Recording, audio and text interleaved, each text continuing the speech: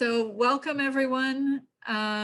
This is a PIRL Project webinar, and the title of today's webinar is The Honor in Honorarium.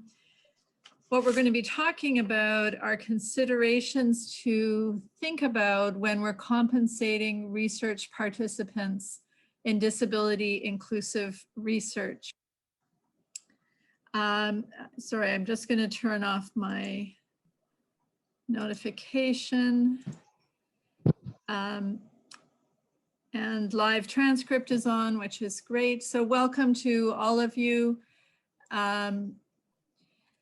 Today we have two very special guests, Mr. Sama Chick and Dr. Luis Mbibeh, who will be helping us think about some of these issues. Guidance about doing international research and providing compensation and acknowledgement to research participants states that it's very important to have discussion of the issue of compensation with community leaders and experts during all phases of the research. And Laba, if I can just ask you to monitor the participants, please. Especially, we need to have consultation during the initial planning phases of a study when we're monitoring and planning out how people will be acknowledged, compensated, and reimbursed for their participation in a study. These are really complex issues. And this webinar in some ways can be considered part of that kind of consultation, as both Mr. Sama and Dr. Mbibeh are in Cameroon. And so if you are someone who's doing research in Cameroon, their insights will be particularly relevant for you.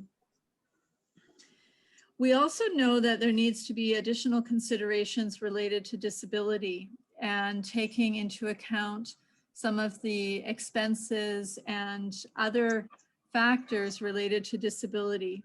For example, researchers need to consider additional costs that might be participants. Please, if you're not speaking, can you mute yourself? So it might take extra time for someone to participate. They might have to take more time for travel. Even the travel expenses might be more. So during this session, we're going to be talking about a number of these specific instances. And we will be putting some thoughts together in a document after the session, including any questions that you have and questions that we talk about during the session. So as we get started, I'll just remind you to please mute yourself as we go through this, unless you're talking. We do have people who are using screen readers, so we will only use the chat function at particular times.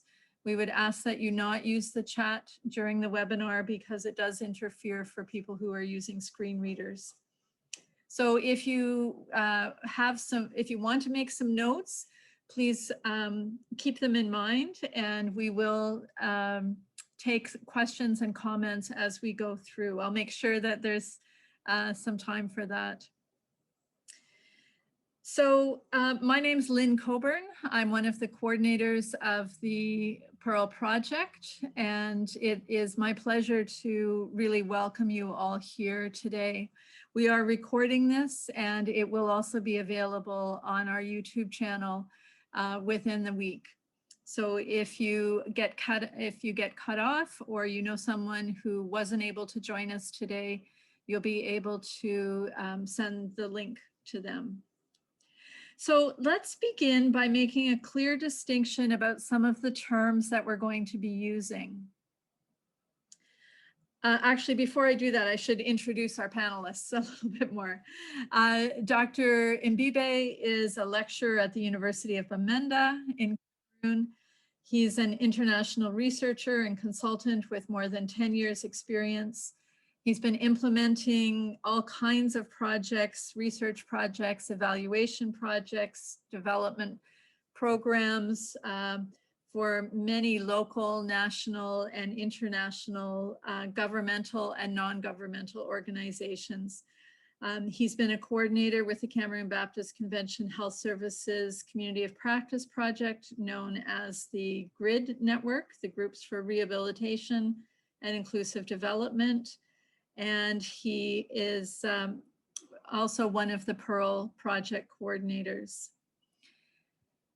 And Mr. Sama Chik is the president of the coordinating unit of associations of persons with disabilities in the Northwest region of Cameroon. He's a very strong advocate for the rights of persons with disabilities and focuses his energy on the inclusion of persons with disability in community-based activities, in schools, in working environments, and really in all aspects of social and civil life.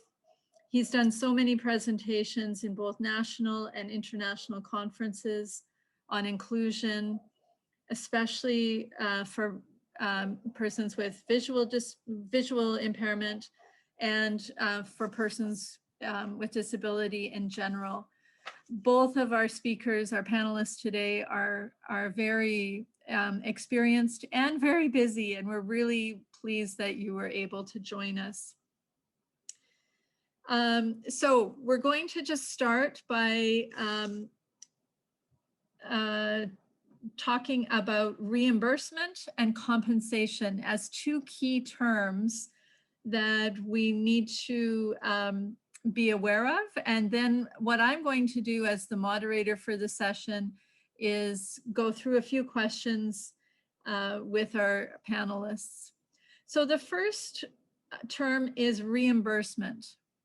And reimbursement is the term for money that is given to a research participant that reflects their out-of-pocket expenses, what it costs for them to actually participate in a research study.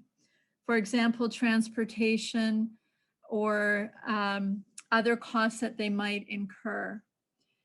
So I'm going to, and compensation, maybe before I go to that, compensation is money or any other item that's given to the research participant that acknowledges their time and effort that they've provided in participating in the research. Now, I had thought we might be able to do a poll, but in fact, I don't seem to have the polling function. So what I will do is give you a couple of examples, and in the chat, or you can unmute yourself for a small group. You can say whether this item is would be a reimbursement or a compensation. So let's start with childcare. A person who has to arrange for childcare, pay a babysitter to participate in your research study, and you are providing them money for that. Would that be reimbursement or compensation? Anyone want to unmute and give a suggestion of what that would be? Childcare is actually reimbursement. It's not compensation. It's not compensation. Compensation, again, just to remind us, is money or an item given to the research participant that acknowledges the time and effort that they provided, that they have provided to actually participate in the research. And reimbursement is a cost that they have to put out of their pocket just to participate. So another way of thinking about it, their bus fare to come and be interviewed, is that compensation or reimbursement? Highly, that would be reimbursement. Exactly, that's reimbursement. And what about receiving money on completing the interview? Is that reimbursement or compensation? That would be compensation. Exactly, that's compensation. What about if they have to take time off work and they lose pay in taking that time off, and you make a calculation about how much money they've lost from their workplace? Is that reimbursement or compensation or something different? Dr. Mbibeh, what do you think? Did we lose Dr. Mbibeh? I think that should Eileen, I'm there. I think that should Okay. be opportunity cost. I don't know if it's compensation. So if someone has to take time off work, I think it's compensation. and they are losing, let's say they work in a place where they're paid by the hour. So they're taking 2 hours off their work and they're not being paid so that they can participate in your research study. Is that reimbursement or is that compensation? Or is it something different? It's, in my opinion, it's reimbursement because compensation pays you for the time, gives you a stipend for the time that you have provided. But reimbursement means you have spent some money and then you are supposed to be paid back for the money that you have spent. Maybe you have spent the time that you were supposed to work some money, and then you are reimbursed for the money that you lost while you were doing the research activity or the interview or whatsoever. Mm-hmm. Exactly. So you only receive funding for the time that you would have been working. You're actually not coming out ahead. It's just reimbursement. Let's do one last one. What about if you receive a meal as part of your involvement in a study? Is that reimbursement or compensation? Or a bag of food? Hello. Yes. Hi, Mr. Sama. Okay, the questions really sound tricky, but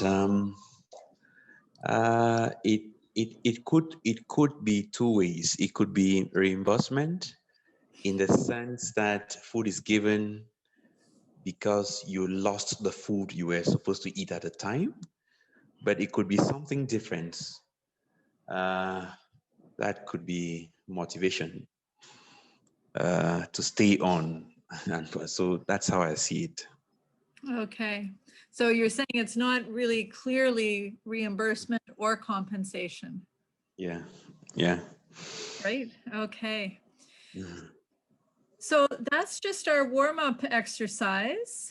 You can see that there are many specific things to consider when we're thinking about compensation.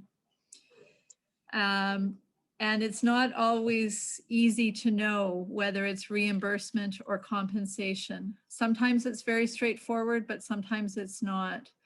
And one of the things that we're hoping that we get to in this time together is that you'll have a clearer idea of what is reimbursement, what is compensation, what are some of the other factors, and why you're making the decisions that you're making when you're setting up the funding side of things for participants in your study.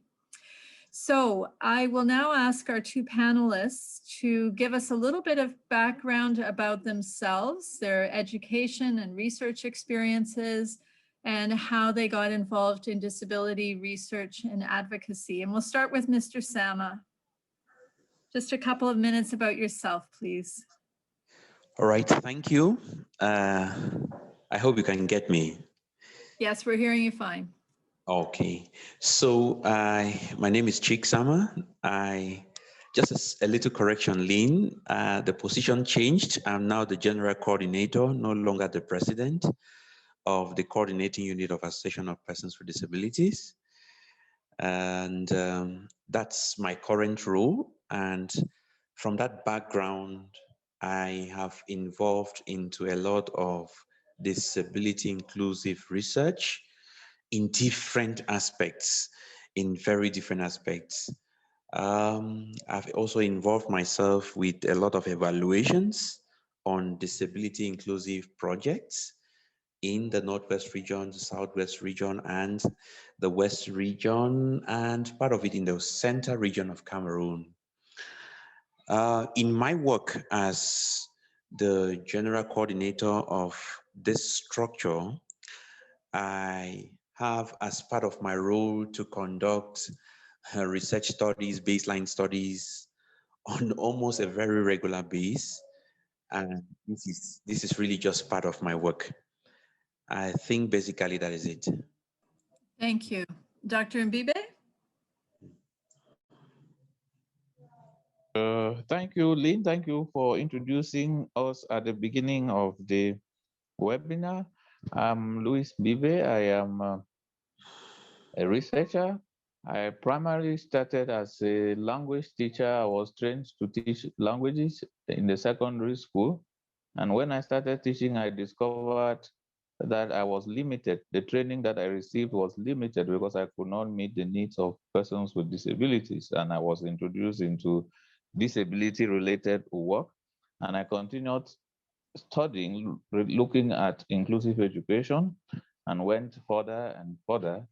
And when I finished, I came back and continued work and worked with community organizations, carrying out studies and carrying out research, also doing research administration and research coordination, etc., etc. So I have coordinated different kinds of projects related to that.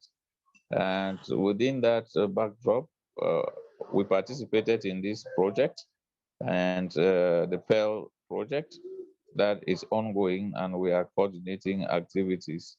So I think generally that is what I can say for now. And while coordinating research studies, it is where issues of reimbursement and compensation are very, very important. And there are so many intricacies to it that we'll be discussing within this time. Thank you. Thank you very much. That's a great start. So let's begin by thinking about the foundations of providing compensation and to some extent reimbursement. What principles should we be using? What foundational principles or values should we be using when we have such a wide range of participants in our research projects? And if you can ground your thoughts about those principles with one or two examples from other research projects that you've been involved in, that would be great. So we'll start with you, Dr. Mbibeh. What are some of the foundational principles? Yes, thank you for the question. I think when we think about compensation, when we think about honoraria, we can fall into different issues, different complications, or different ethical dilemmas, which come because the researcher will start thinking, how much am I going to give as compensation? How much am I going to give as honoraria? Is it going to, what kind of gift should I give? And when you find, for instance, research that is done by students, they go to do interviews and they don't have funding. Even some of my research that I've done, I didn't have funding. And I started asking myself, how do I compensate people who come for the research? How do I give, for instance, their transportation? So this presents a lot of dilemmas. And at some point, I look at the key ethical principles, which are beneficence, non-maleficence, autonomy, and justice. And when we look at this in general, it guides you on the kind of compensation or honoraria you should give. You should think about non-discrimination. Think about the different people that are coming to the research project. So there should be some sort of non-coercion. Is your gift going to be the one that will force people to respond, or will only give them the amount that will permit them to participate? So I think there is always need to look at this distinction and to say, let me not do harm to these participants. Let me not force them to participate, but let me do something that is just so that they will participate freely without any much difficulty.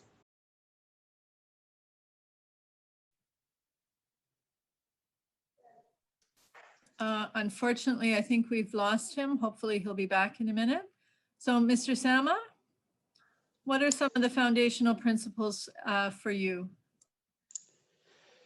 Right. I want to start by saying that the very first foundational things we want to look at is for us to have the background that generally there is diversity. There is diversity in a complex research team. There is diversity in inclusion, because this is the context in which we are talking about. And the diversity gets complex in a context like that, developing country where we find ourselves in, because people have so many different things to bother about, so many different things to think about when participating in a research activity. And so diversity will mean disability, it will mean culture, it will mean status, it will mean, so many kinds of things that we can think about. Probably even our educational background can even inform the diversity grouping to take. And so this foundation helps us to understand that people need to be treated, or people need to be handled, persons need to be catered for based on their particular differences, based on their particular needs, in order to give them equal opportunity in participation in the research activities. So if we come from that background where we understand that people come from different ends, people are diverse in nature, people have different complexities, people have particular needs, then we would have treated the first area of what to consider in a research team when considering compensation and reimbursement. Thank you. So the importance of really looking at each participant on an individual basis. Right. And at the same time, I think you're saying that people are treated with some equity. Right. So that, one person gets the same recognition as someone else overall. And that's their challenge, right? To find that balance. Let's move on to our next question. So, Sama, when would you think about the differences that might show up for the kinds of compensation or honorarium that a participant receives? Can you speak a little bit about what goes through your thinking process around difference? Right. Most of the times we come to think about this diversity, these differences, when we are already in course of implementing a particular research or project activity.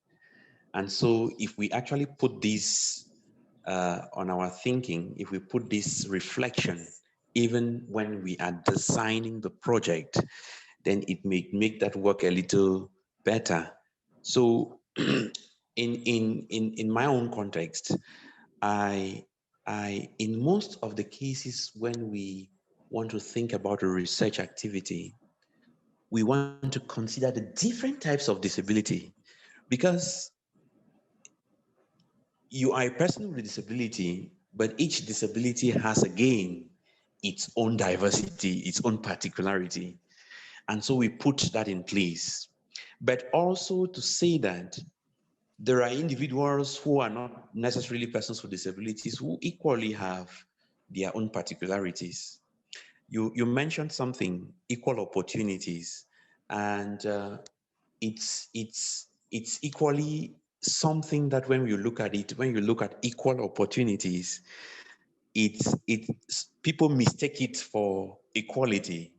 And so let's see equal opportunities to, you want to handle each person according to the task that the person can perform and give them fair chance in where they can relate, in where they can participate, just so that they participate with fairness. So that's how I look at diversity. I mean, in my context, in our context here, we clearly look at individuals, but giving equal opportunities so that persons are not looked upon as one person being low and another up. You know, I'll use one example that you have demonstrated this evening, probably without knowing. We have two panelists. You have Chick Sama, and then you have Dr. Mbibeh.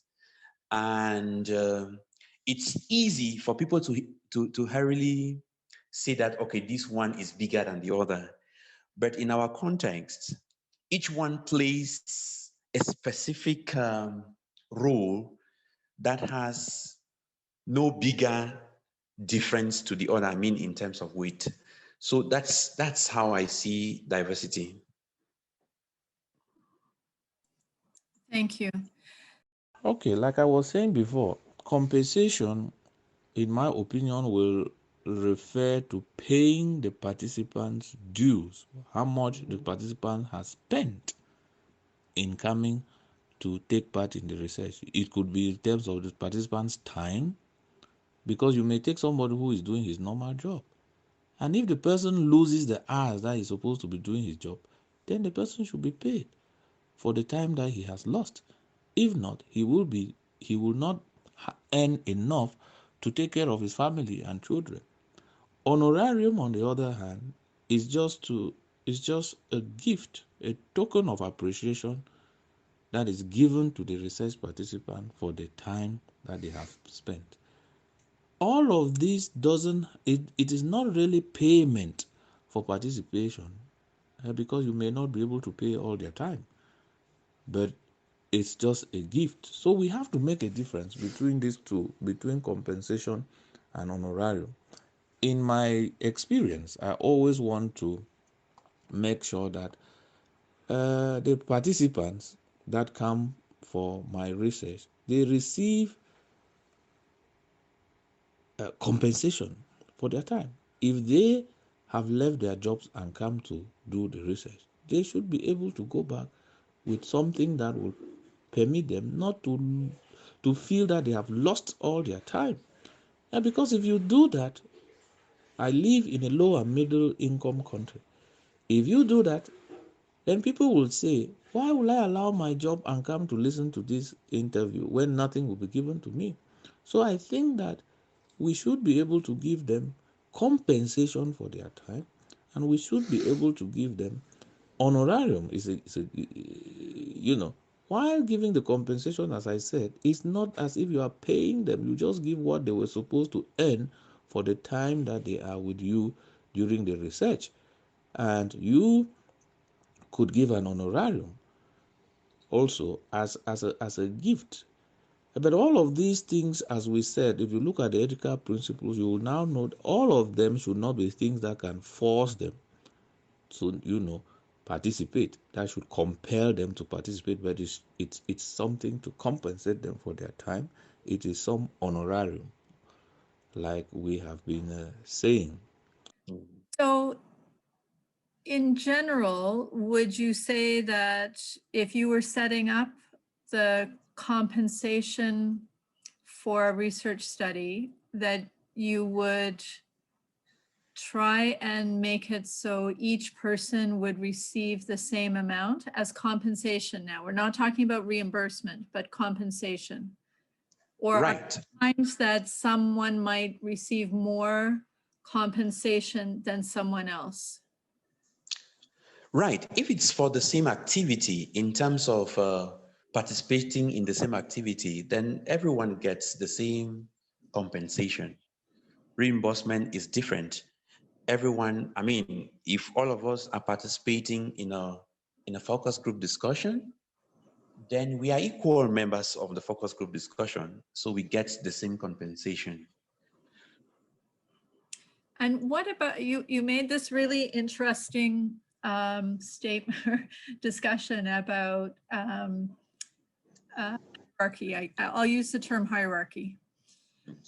I have Right. been involved in some research projects where I've been encouraged to give more to people who are, quotes, bigger, because even if they're doing the same, let's say, interview, because they have more status in the society.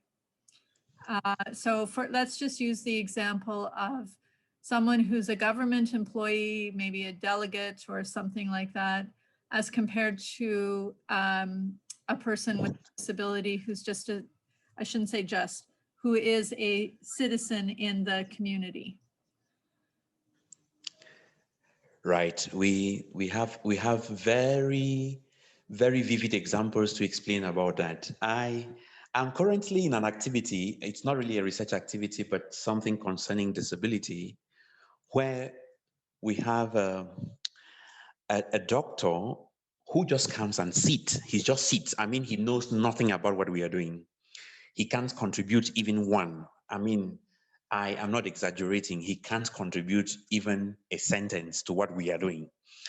It's skillful work, but he is placed there and he actually is supposed to receive more according to the terms of reference of that work. I mean, it's similar to what you're saying. In our context in Cameroon, it's just so normal to hear that a government official receives so much money for just opening a research activity. Probably the research participants may not get as much as 1/4 of that money. So it's probably not working within the principles of compensation and reimbursement.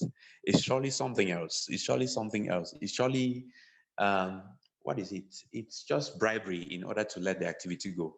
I don't think it's compensation. So it's an important point, right? Maybe Yes, I mean, it is. bribery, but maybe it's also an acknowledgement, an acknowledgement or a gift to an elder or to a person who has some status, you know, recognizing that they're supporting a project. Right. I mean, which way you look at it, it can come from every direction. But the point of you know, being really clear about what it is that is being provided and why, I think is really important. So two people who do the same interview probably should get the same compensation, regardless of their status in the society. Would that be one of our guiding principles? I think so. I think so. And I'm having trouble seeing the participants list because my slides are up. So if Dr. Mbibeh comes back, please just jump in. We'll continue on.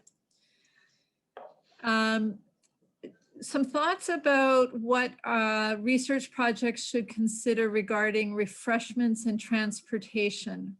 Should these be included in the full package, or should they be made separate? Should it be clearly labeled as reimbursement for transportation? Some thoughts about that, please. Okay, I think that the factors we should consider are things like we should think about where are the people coming from? What is the distance that they have covered? What is the normal taxi fare to reach the destination? You know, it's always at times difficult because you have people who may be in their cars, and their transport reimbursement may be different from those who are taking a taxi. A person with disability, for instance, who is not going to board the usual taxi that others board. Like I was transporting participants to a nearby region, Bafusam, and I had ladies with disabilities, and I had to pay them 2 seats so that they should be able to sit well.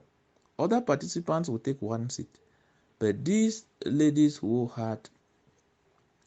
were ladies with impairments and they couldn't move well, they had to sit on a comfortable seat. So once you are giving transportation, you should consider all of this.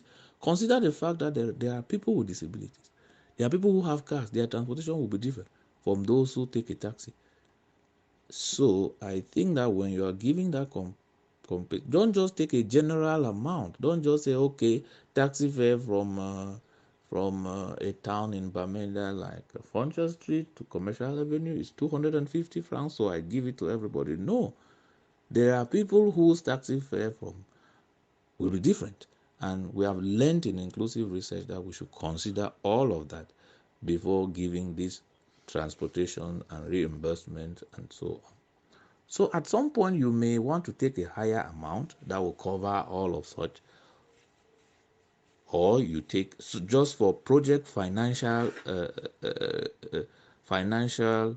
issues, because at times the controllers will be asking you, why did you give this amount to this person and give this other one to this person? So such things come, and there is need for us to talk within the team. You know, I believe in working in research teams. So once we work as a team, we can be able to take such decisions and to say, okay, let us give transportation following this and that criteria. It must be stated clearly at the beginning. Helene, I want to share the experience of what works here in our context. The general observation is that if you design a research activity, a project activity, a workshop activity, whatever activity, that people are conscious that there will be no food, I bet you it will lose steam, it will lose motivation. And so if you ask my opinion, I will go for the fact that reimbursement should be separate from compensation, and then the refreshment is also different. Clearly stated in different formats. Even when some projects have considered refreshment in either reimbursement or compensation, the people still show some signs of regrets or some sign of denial because they have not, refreshed together. So it's almost cultural that people in every activity have to sit around the table to take something. And so I will go for the fact that there is a clear compensation, there's a clear mode of reimbursement, and there is refreshment in terms of food or whatever. Thank you. Very clearly stated. Yeah. We're going to move into a few more complicated topics. Some people say that financial incentives are also necessary to overcome barriers unique to some particular groups. So for example, some people are not aware of research, or they really distrust researchers. There's a long history of researchers not treating community members well. And then also research ethics principles. Research ethics review boards often ask that honorariums are not so much that they should influence people to participate, because they really believe that potential participants need to be able to freely decide to participate, and they should not be overly influenced by the compensation. and I'll also add by the refreshments.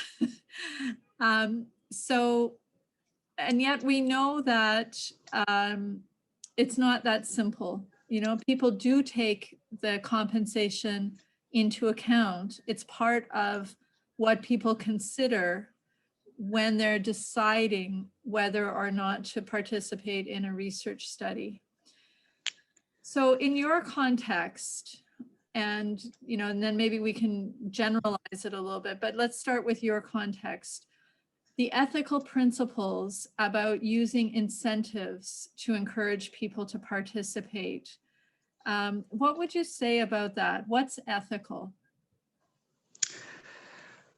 Well, thank you so much. I want to start by saying that between 90 and 95%, probably even 98% of research participants in our context hardly even know what compensation will be. I mean, that sounds terrible, but that's real. It's people are just caught up to be part of an activity, and hardly will they be told that, okay, at the end of this focus group discussion, you will have a 10,000 francs or 5,000 francs so that they make a choice to attend or not. So in usual cases, they will just go for the fact that, okay, I know that Sama leads coordinating unit. Whenever there is an activity at the coordinating unit, he calls us, he gives us something. Whatever that thing is, they don't know about it. I equally know that concerning food and reimbursement, generally people are never told about what is going to happen. And so it becomes difficult to even say what is ethical here. What is even ethical? We may not, it may just be another story of another day, because people hardly just tell people what compensation will be at the end of the day.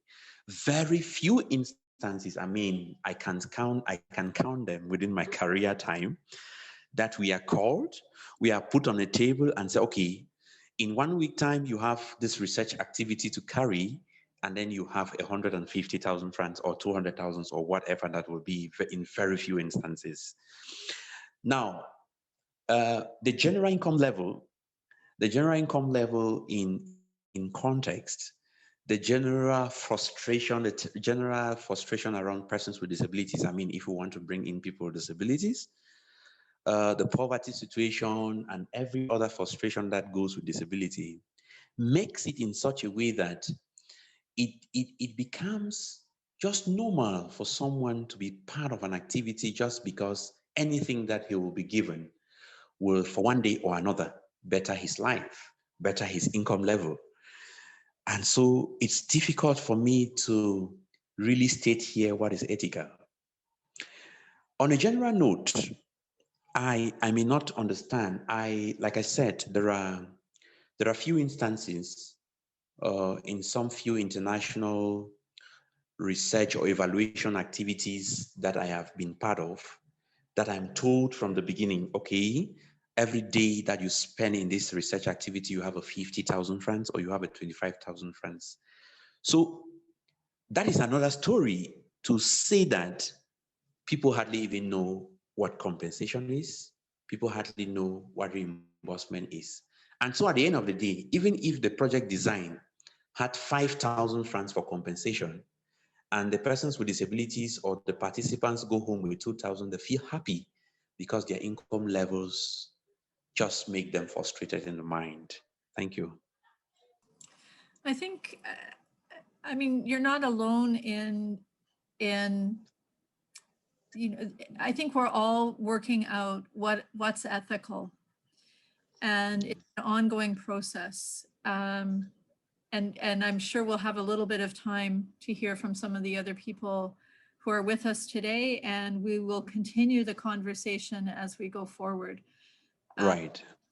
I think it's something we're all grappling with. What is the best way to be ethical in this work? And so I really appreciate your openness about that. Some thoughts about how to reduce undue influence when recruiting for research studies. In particular, you've talked a little bit about this already, but informing potential participants about honorariums. The general international practice is that people should know how much they're going to receive before they participate, so that they can make that decision. And I guess you've already talked about that, but I don't know if you have any other comments about, recruitment and telling people how much they will receive.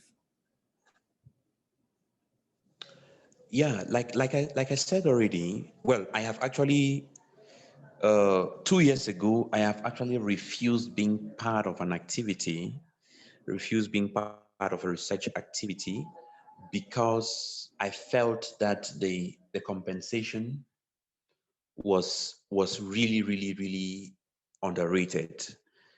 And so that was because they took time to explain that to me. And to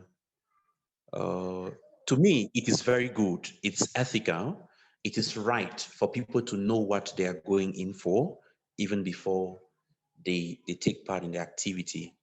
Usually, when the compensation is low, at the end, after they have finished the activity and you're giving them low compensation by the expectation, they may never tell you, they just walk away. And you are not too sure of whether someone is satisfied about what you have given him or her. So sometimes, I think, not sometimes, it's preferable we share. Ethically, it's just right for people to know that, okay, this is 500 francs for this activity. So I am currently doing administration of questionnaires, and I've called some ladies and gentlemen within Bamenda City to assist the coordinating unit in carrying out that activity. I sat them down and explained to them that, okay, this is what we are offering. For each questionnaire that you meet a qualified person with disability to respond to, you are paid 1,000 francs. And the number that you do per day doesn't really matter to us. But what you know is if you do 100, you have your 100,000 francs. If you do 5, you have your 5,000 francs. Out of the 7 persons who came, 1 person opted out. I tried to find out, even though the person really did not say something, but I want to believe that he or she, the person thought that 1,000 francs was small. That's okay for him. The rest of the other persons felt that 1,000 francs at this time was okay. Now, that is what we had. We had not reduced any 100 francs. We had not added any 100 francs. That we had. That's what we had. And we offered to them, and 6 persons accepted to do the exercise. And here we go. We are sure that at the end of the exercise, they will be satisfied because they made informed decisions. So those are let's say, the research assistants. Did the people who are actually completing the questionnaires, the persons with disabilities, do they receive something also? Right. So in this case, the persons with disabilities have a quantity of savon that they receive. And so as part of the questionnaire, they are actually told from the beginning that as a motivation, as an honorarium to answering or responding to this questionnaire, you have this number of savon to yourself. So they are told, they are supposed to be told. That's the training that the research assistants were given, that they are supposed to be told. Then the person accepts, say yes, and then we can go ahead with the research administration. Thank you. And for those of you who might not be familiar, I think what you're saying is savon, which is soap. Yes. Soap, right? Soap. Yeah. Great. Okay. Thank you for that very practical example. It also shows how there's levels of many levels to consider. I think it's not ethical to use honorarium to force people or to influence people to participate. What we should do, we have the consent form. You invite people to participate and you tell them that they will be given transportation or it will be reimbursed. Not that you are forcing. If you want to force Louis, for instance, to participate, if Louis 1 hour is costing 10,000, then you will give 20,000. So if 1 hour is costing 10,000, you give him the 10,000, so that it should not be like you're forcing him to participate. I think the review boards would like to see that you're not influencing people to participate. Let's talk a little bit about when participants should receive the honorarium. Do you have some thoughts about, should people get something at the beginning, in the middle, at the end? What kinds of factors do you consider when you're making those kinds of decisions? Okay, to reduce the influence of, to see that you are not forcing people to participate, what you should do is that when you are advertising, just tell people that you don't need to be telling people that they will be paid, because they will not be paid. You just tell them that their transportation will be reimbursed. And yeah, I think it's very important for people to know.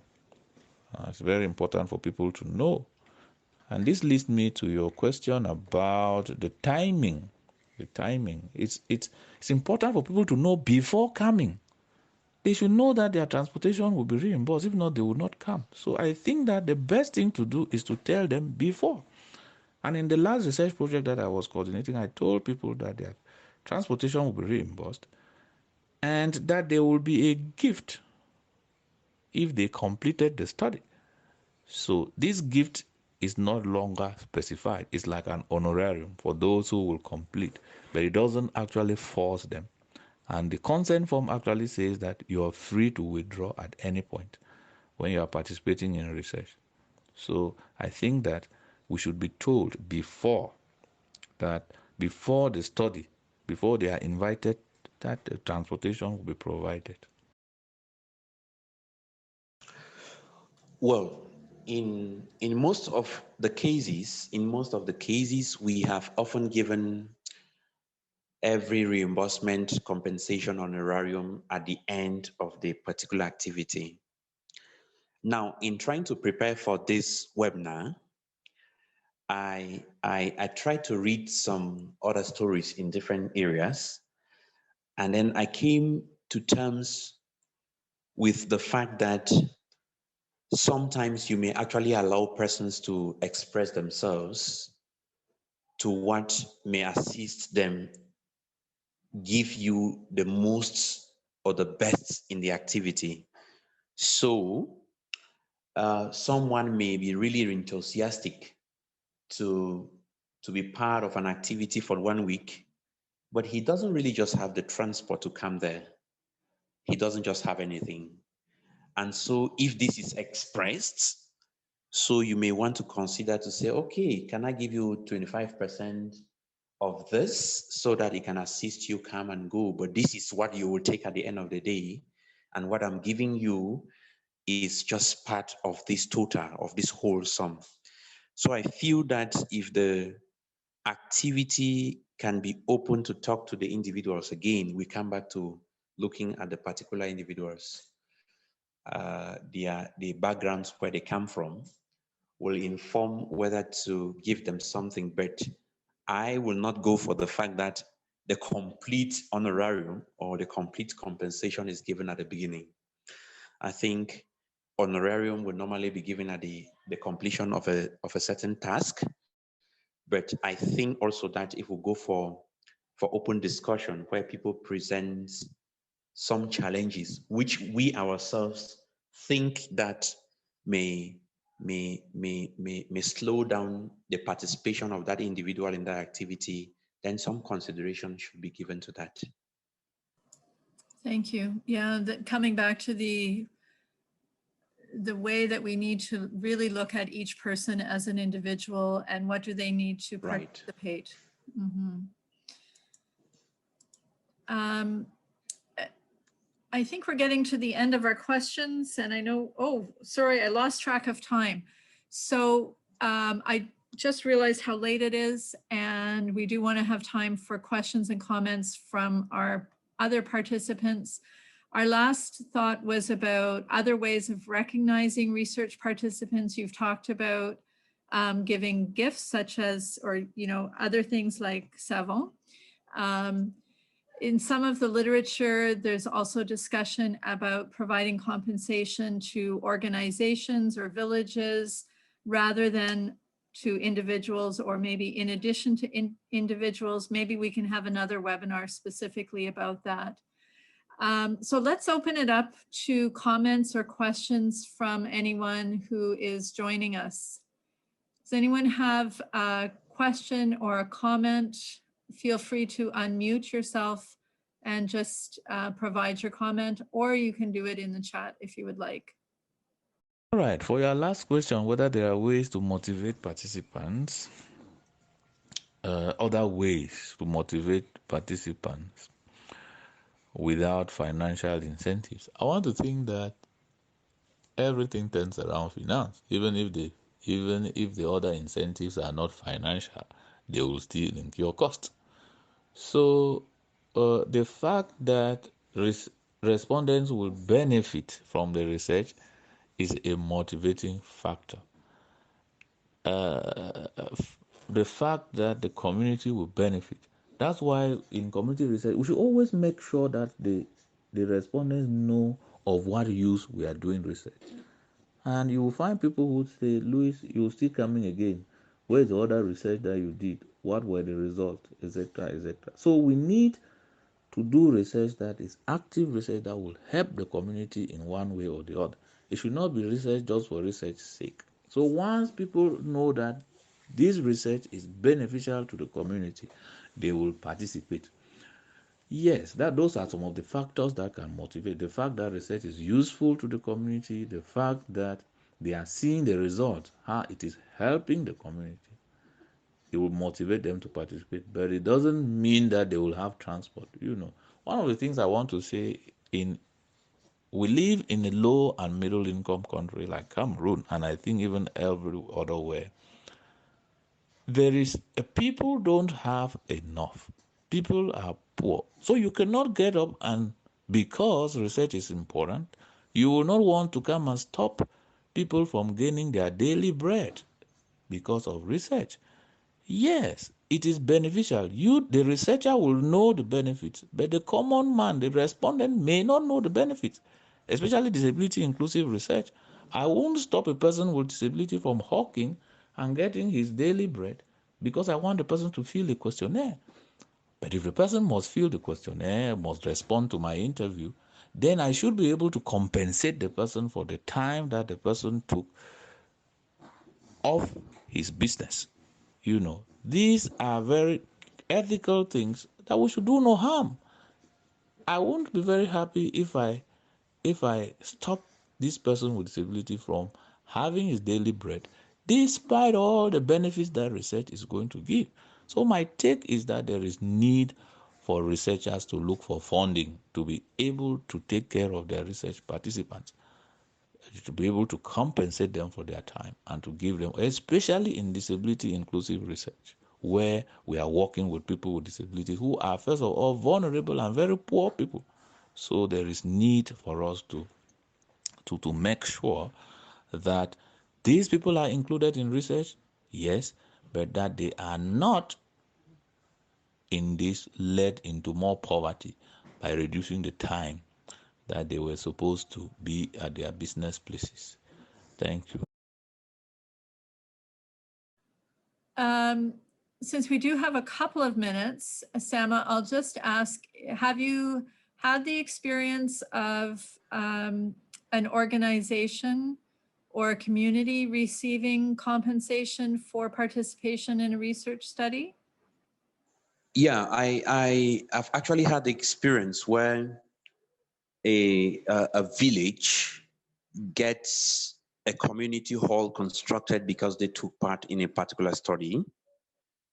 In the case of coordinating unit as an organization, the organization has received compensation, but not actually leaving out the individuals who were part of the organization. So what that means is it was twofold.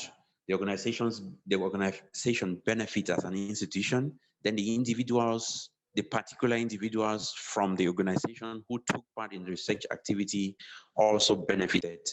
I've not witnessed any particular situation where only the organization benefits. So I've not witnessed that. okay, so another guiding principle might be that individuals should still receive some recognition for their contributions, even if it is to an organization. Right. So we'll keep that in mind as well. Right. Okay, so we'd like to thank everyone for participating today. And as we said at the beginning, there are many things to think about. We will continue putting these thoughts together, and we'll do a draft of a document that you could use in your own organization, adapt to your own organization. There are some very interesting articles that we will include in that. And we look forward to hearing more about how this goes for you.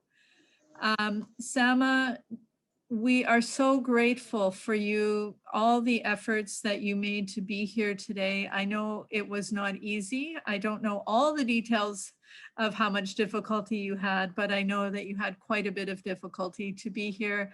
And it has been such a pleasure to hear your responses, your thoughtfulness about this topic. So thank you very, very much.